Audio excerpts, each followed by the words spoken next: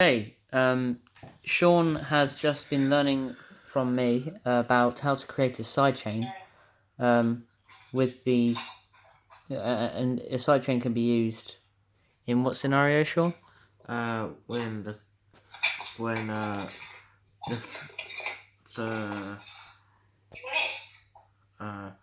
when the bass is too loud for the kick. What, they interfere with each other? Yeah, they interfere with each other. The frequencies interfere with each other on the frequency spectrum. Does it have to be kicks and does it have to be kicks and bass instruments, or? No, it can be like music in general and voice. For example, the radio. So you said about the frequencies interfering with each other. So is it just with kicks?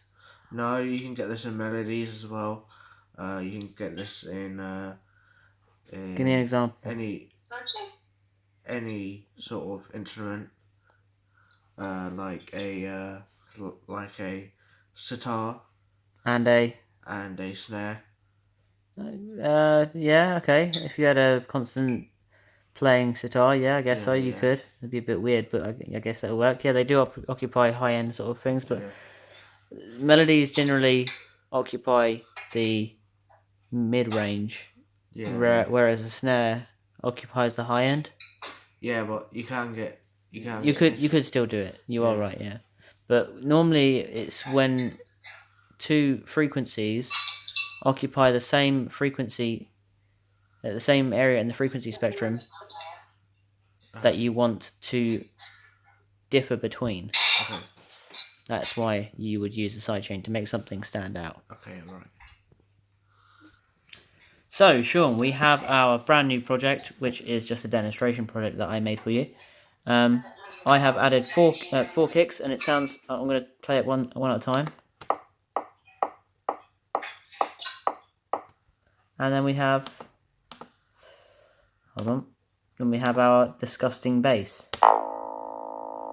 Terrible. Regardless of the sound, I want you to create a sidechain, which you just learned from me before this video. Okay. You will be demonstrating it. Okay. Alright, so what's the first step? Explain this as if I'm a newbie. Okay. What's the first step you do? Step 1. Open the mixer. Oh yeah, okay. But before you open the mixer, what is important about your instruments? Step 2.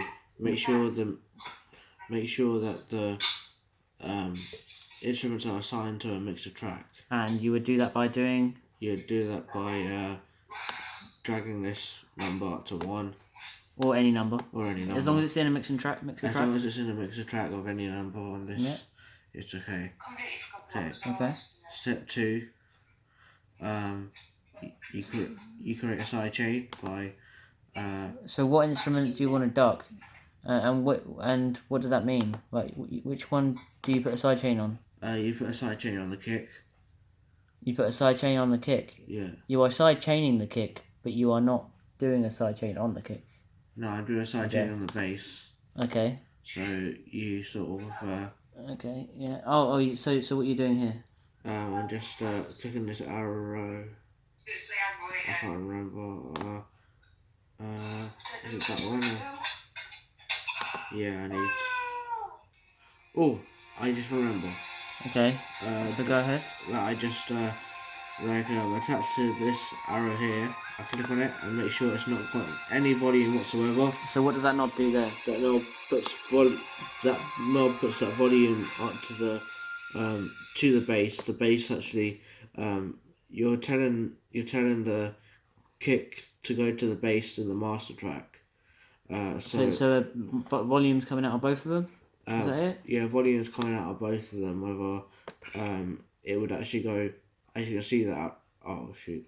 If I bring the mixer track up here, you can see. Okay, I need to put it in full screen. You can see. Hold on. Okay, let's go again. Right, so tell us what exactly these knobs do and what it's currently doing. How do you get rid of this taskbar? Alt Enter. Alt. So you can see that it sort of goes arrow down there, and it would normally go up to this master track here. So it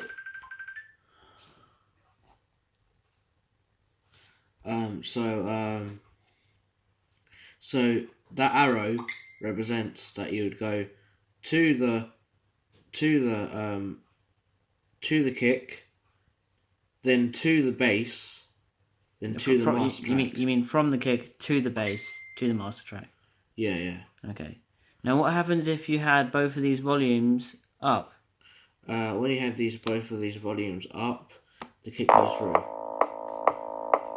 No, but the volume for the bass is here, right? It's Yeah. But if you turn that down,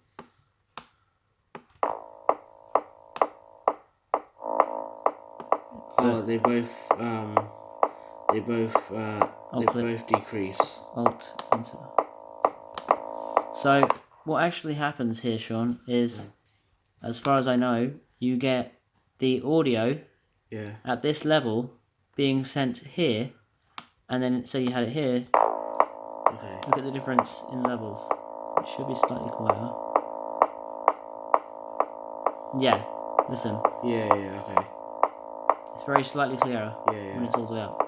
So you're getting audio being sent from here, slightly amplified by this one, and then also played back by this track after it gets sent to the mixer again to the master track. Okay, yeah. So you're getting double the audio being played exactly at the same time. Okay, right, okay. It's not the cleanest way of doing things. So you've got to be careful with that. All you really want is the information that the kick is playing. Okay. Okay. Okay. So the next step. And that's why you have zero volume. Oh, okay. Okay, right. So next step. Next step is go to the bass. You want to add a compressor of some kind, like fruity limiter. That one's for. I left that one there for demonstration, so you could see what it was actually doing. So, what did you do next? Okay. So you need. You know, you just told us what we need. Yeah. So you need fruity limiter or a compressor. Yeah. So we add a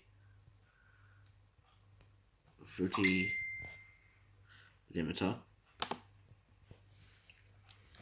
We go to compressor. We go to sidechain, and we go. Why did you right click there? I right click there because of if we go there, it just says one. It doesn't say what you're trying. It doesn't say what one, like what sidechain you want it to.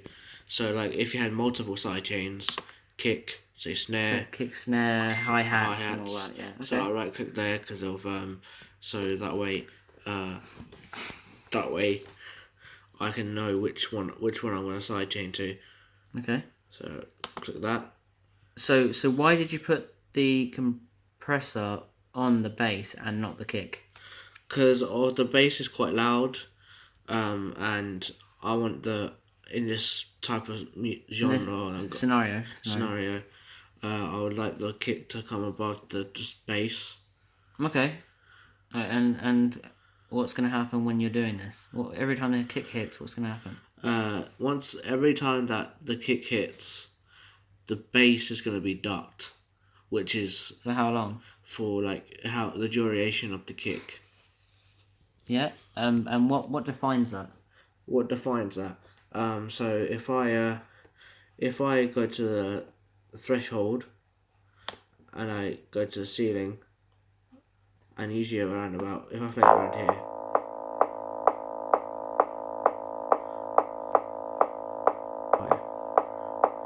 okay, so I go to the attack and sustain.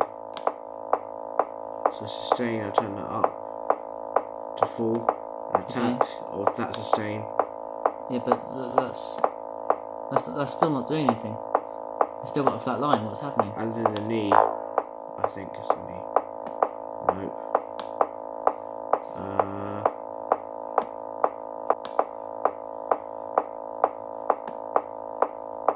Okay. Now, still nothing's happening. Oh, okay. Ratio. There, the ratio. So you set your ratio. Now, why is it going on for so long? Mainly because Look, of what's this little white line here? What does that tell you? The one that stuck in me a second ago. Oh, that tells you that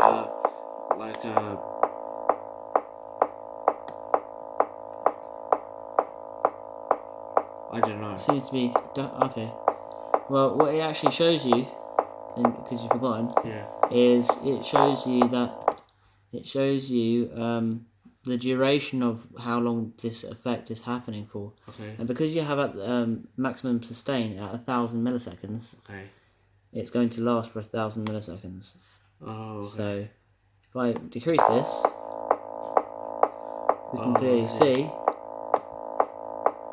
and we can also decrease the attack time to make a sharper curve as well. Okay.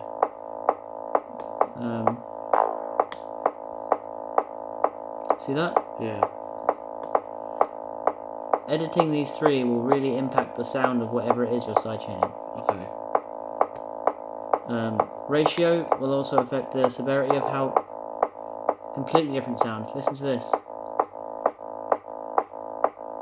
Yeah. You can clearly see here. So I'm gonna let you take over from here. Oh, click. I'm gonna let you get this effect because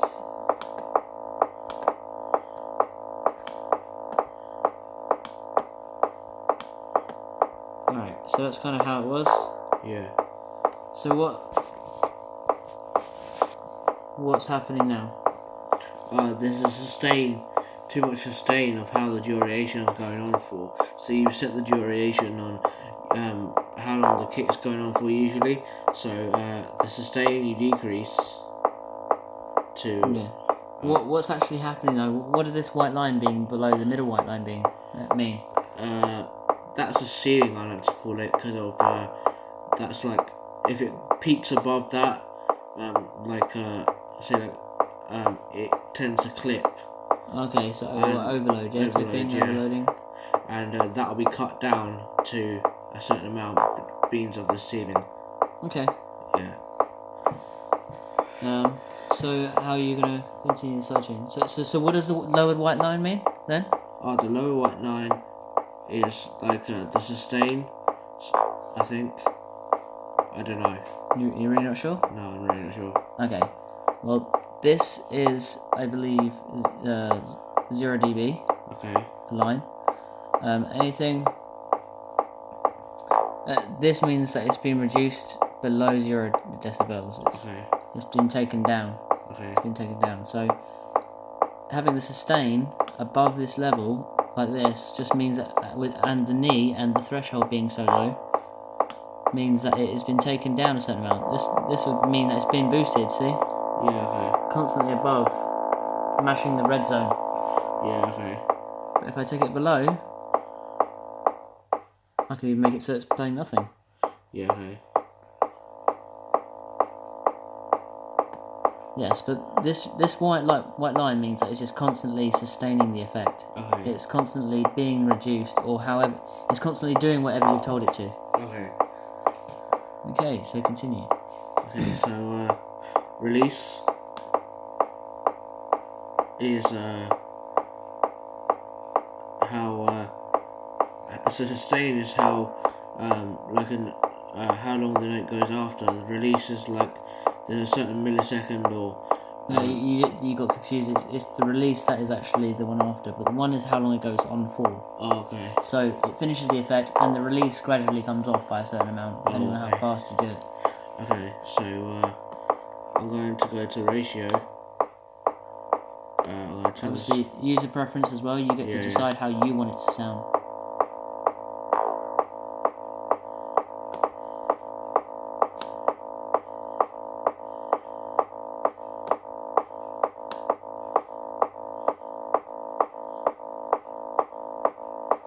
See if you can find out a little bit more about what the effect is if you mess around with the attack and the release some more.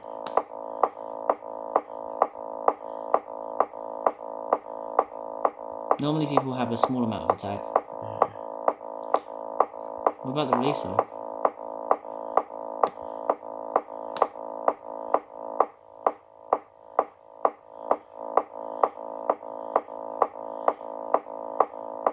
Now, why do you think it's making like a beeping sound?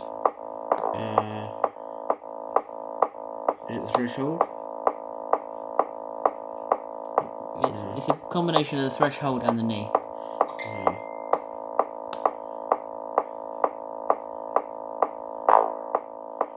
I don't know.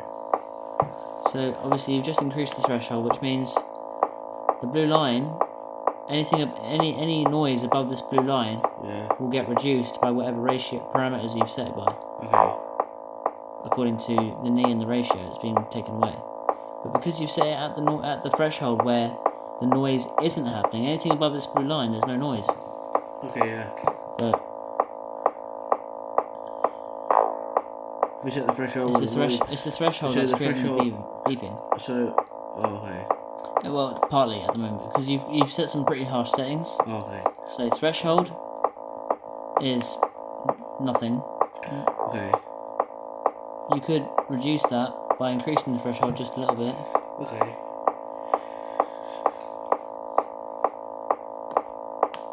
Increasing the knee, decreasing the knee.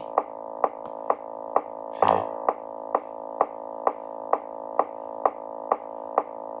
And then you can still see by the purple dips that there is volume being taken away. Yeah, okay. You can also tell the difference visually that this is happening by opening up another Fruity Limiter window.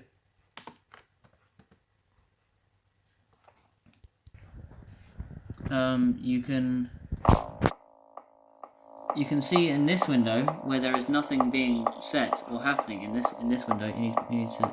Oh, which one? Oh. Yeah. So. Okay. So you need to put it in the mouse.